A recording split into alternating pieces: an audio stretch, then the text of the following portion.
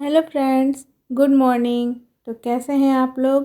उम्मीद है अच्छे होंगे और अपनी तैयारी अच्छे से कर रहे होंगे। तो आज की सुबह हो गई है। मैं सुबह उठ गई थी 4:30 बजे और मैं उठकर सबसे पहले फ़्रेश हो गई। फ़्रेश होकर मैंने अपने बाल बना लिए क्योंकि उससे अच्छा लगता है बाल बना लेने से।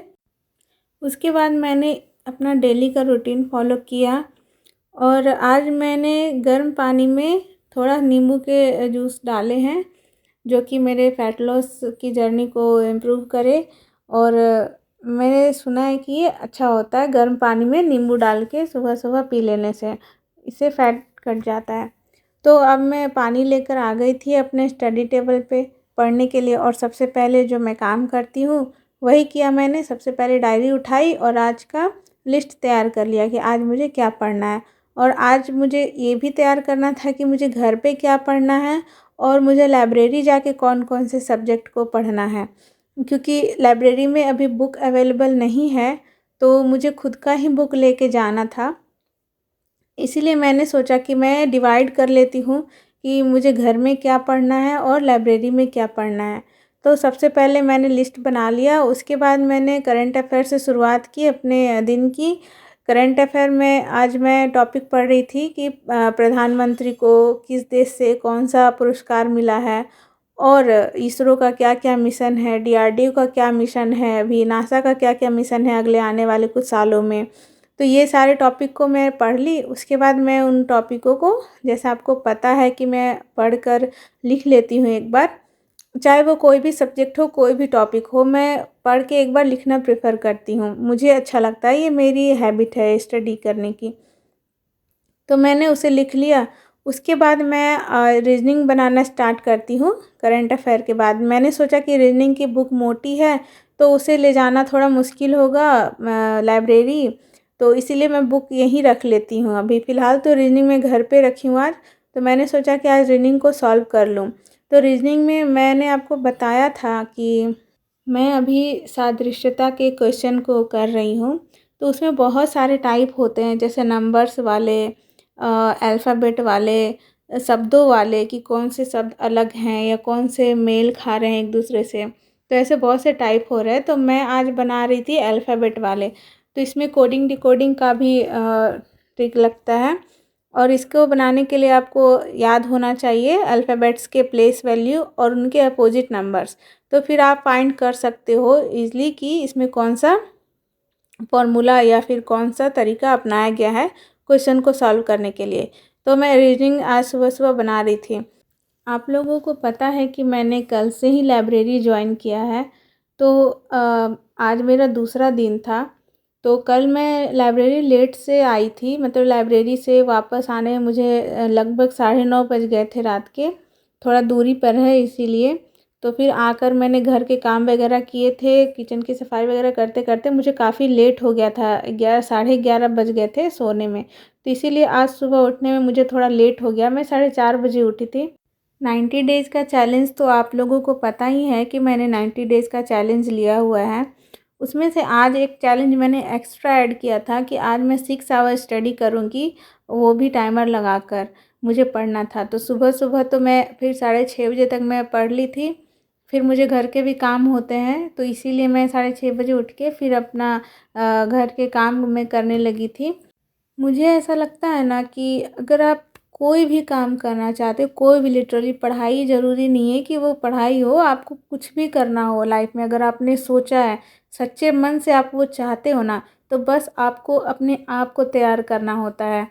जिस दिन आप अपने आप को तैयार कर लोगे, अपने मन को ये समझा दोगे कि नहीं मुझे करना ही है, और आपको बस एक स्टेप बढ़ाने की ज़रूरत है, बस ओनली फर्स्ट स्टेप। सिर्फ पहला स्टेप ही हार्ड होता है। आप एक कदम आगे बढ़ाओ, अपने आप परिस्थितियाँ ऐसे बनेगी ना कि आप धीरे-धीरे, आपको वो चीज़ें, वो रास्ता आसान लगने लगेगा और आप आराम से, आप वो धीरे-धीरे, धीरे-धीरे आगे अपनी सफलता की ओर धीरे-धीरे बढ़ते जाओगे। तो मुझे ऐसा लगता है कि बस आप शुरू कर दो। आप कैसे भी सिचुएशन में हो, अगर आपने ठान लिया है, तो आप स्टार्ट कर दो, चाहे कोई भी परिस्थिति हो। इस मामले में ना आप मेरा एग्ज़ाम्पल ले सकते हो और मेरा मोटिव भी यही है कि जो परिस्थिति से मैं गुज़री हूँ ना, जो मैंने झेला है, मैंने महसूस किया है ना, वो मैं आपको बताऊँ और आप उससे मोटिवेट हो सको और अपने सपनों की तरफ आगे बढ़ सको। क्योंकि सपने आपके हैं ना, तो उसे पूरा करने के लिए मेहनत भी आपको ही करना पड़ेगा।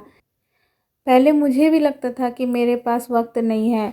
मैं घर के कामों में, बच्चे में इतना उलझ गई थी कि मुझे खुद के लिए समय नहीं मिल पाता था और मेरा यही शिकायत रहता था, वक़्त नहीं मिल रहा है, मैं कैसे करूँ, कैसे क पढ़ाई करूँ?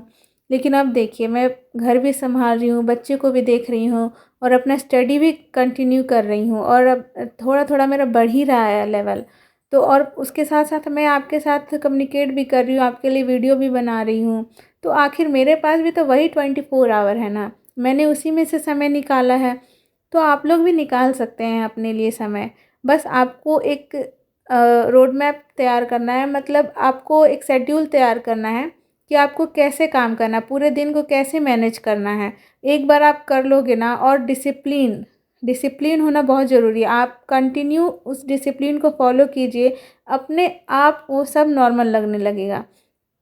शुरू-शुरू में मुझे भी थोड़ा हेक्टिक लगा जब मैंने स्टार्ट किया था ये चैलेंज।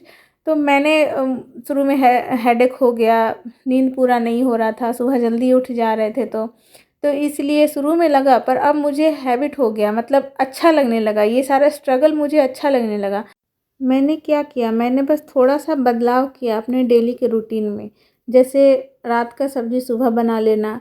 सुबह जब मैं नाश्ता बना रही हूँ, खाना बना रही हूँ, उस समय अगर ज़्यादा हेक्टिक नहीं है तो मैं वीडियो चला देती हूँ कि मैं वीडियो से थोड़ा पढ़ाई कर लूँ, कुछ सुन लूँ कोई टॉपिक। सुनने से भी बहुत याद हो जाता है, तो मैं वो कर लेती हूँ। कभी कपड़े रोज़ ना धो के 2 दिन में धोऊँगी, है ना? तो बस यही छोटा-छोटा सा बदलाव करने से ही आपका वक़्त मिलेगा। वरना घर के काम तो 24 घंटे आप करते रहो, घर के काम कभी ख़त्म नहीं होने वाले। हमारी ज़िम्मेदारियाँ हमसे कभी दूर नहीं जाने वाली। इसीलिए इस इन सब के बीच में से ही हमको खुद के लिए समय निकालना है। तो मैं सारे काम ख़त्म करके अब मैं लाइब्रेरी आ गई थी और देख सकते हैं अब मैं लाइब्रेरी में पढ़ाई कर रही हूँ। और मैं यहाँ पे टाइमर लगाना भूल गई थी, मतलब टाइमर मैंने लगा दिया था, पर मैं कैमरे के सामने रखना भूल गई थी कि आपको भी दिखाना है कि मैं टाइम लगा के पढ़ रही हूँ। काफ़ी समय के बाद मुझे याद आया तो मैंने फिर टाइमर लगा दिया है। अभी 2.5 घंटे हो रहे हैं। मेरा टारगेट है कि मैं 4 घंटे यहाँ पढूँ, घर में 1 से डेढ़ घंटे में पढ़ चुकी थी। तो हालाँकि रात हो जाता है तो थोड़ा दूर है घर से, इसलिए मुझे थोड़ा जल्दी जाना पड़ा था घर, 9 बजे ही ने। तो आज मेरा 6 आवर तो कंप्लीट नहीं हुआ, पर 5:30 हो गया है, तो मैं थोड़ा-सा के लिए चूक गई अपने टारगेट को पूरा करने में। तो आज मैं बता दूँ कि मुझे लाइब्रेरी में ना पढ़ के बहुत अच्छा लगा। लाइब्रेरी में जाकर ना आपका फ़ोकस सिर्फ़ और सिर्फ़ आपकी पढ़ाई पे होता है, वहाँ कोई डिस्ट्रैक्शन नहीं होता है, इसलिए वहाँ पढ़ के मुझे और अच्छा लगा। तो आगे और क्या होता है वो मैं एक्सपीरियंस आपके साथ शेयर करूँगी।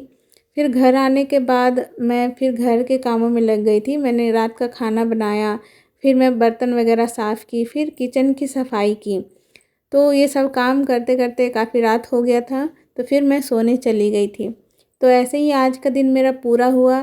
कल हम लोग फिर से मिलते हैं एक नई ऊर्जा के साथ, एक मोटिवेशन के साथ और एक नए चैलेंज के साथ।